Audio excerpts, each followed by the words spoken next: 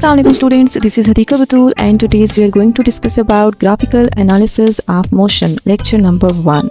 In this video, we will explore how to represent motion using graphs and how to interpret these graphs using mathematical principles. This understanding will help us to solve problems related to position, distance, velocity and acceleration. So let's start our video. What is graph? Graph is an effective way for showing relationship between physical quantities. Graph contains horizontal and vertical lines at equal distance and coordinate systems to show relationship in various quantities. Also, graph consists of a slope. Now, what is slope? Slope is the vertical coordinate difference divided by horizontal coordinate difference. Pick 2 points, that is Pi means initial point and Pf means final point in Cartesian coordinate system, and join these points that make a line.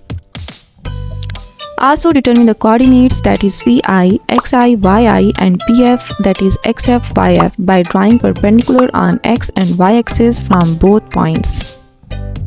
Now determine the difference between X coordinates, that is del X is equal to Xf minus Xi, and Y coordinates, that is del Y is equal to Yf minus Yi.